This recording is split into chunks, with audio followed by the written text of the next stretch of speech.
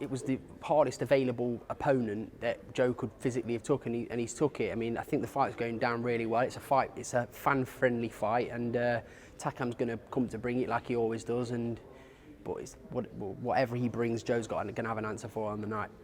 Is Joe going to make a statement that he's at the world level on this night? This is what we're expecting. I think he's already made a statement beforehand in his last few fights that he's operating at the very highest level.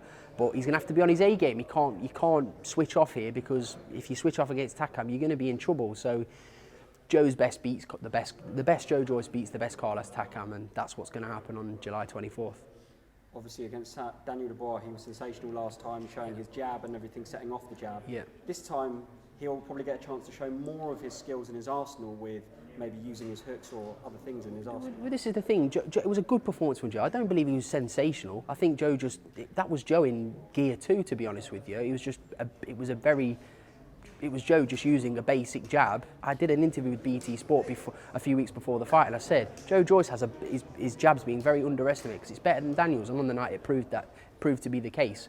Against Takam, he's going to be a little bit more rigid, and a little bit faster than Daniel. So, especially for the early rounds, and Joe's going to have to keep him at bay, and then I think Joe will really go to work on him on the middle to late rounds.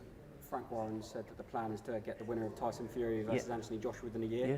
Are you ready for that now? Yeah, listen, we've never ever, if you go back on it, we've never said, oh yeah, we're shouting out AJ, because Joe's going to have to earn his stripes. I believe after his last fight, and definitely after this fight, Joe's earned his stripes, and he deserves a world heavyweight title shot. Whoever that may be against, no problem. Joe deserves his chance. And also there's mention of Joe being obviously in the top 5 with all the governing bodies now. Where would you rate him in terms of the top heavyweights? Compare him, for example, Dillian White. The thing is, right, I don't want to say he's above these guys, because those guys are on merit. Dylan's operated at the very highest level. Joshua has, Fury has, but Joe's in the top 5 heavyweights in the world right now. I don't care what anybody tells me. Everyone says, oh, I'm delusional. Joe's in the top 5, and again, he'll prove why he is just that on the 24th of July.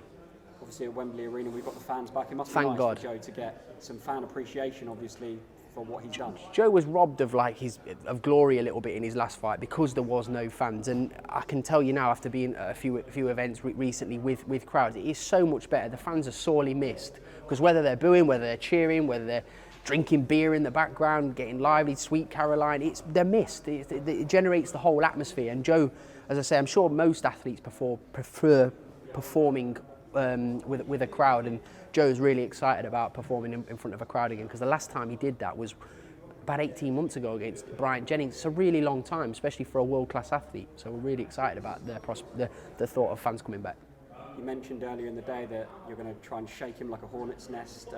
Talk us what's going to happen on fight night with Carlos Takam. The thing is with Joe, and so you've witnessed Joe sparring yourself, so you've seen when Joe does get tagged, which is not the greatest thing in the world. It's like shaking a wasp nest, and I think Takam gets in the side. It's the worst thing that could possibly happen is if he hits Joe clean in the early couple of rounds, because it's just going to make Joe more mad, and Joe will end up going to work. But I think the way both of their styles are, it's going to gel to be a fantastic fight. I think the fight's gone down really well online. People are really excited for it. It's a fan-friendly fight, and hopefully the fight will deliver, which I believe it will. Just a word as well on Joe's trainer, Steve Broughton, obviously he did a sensational job again last time. Yeah.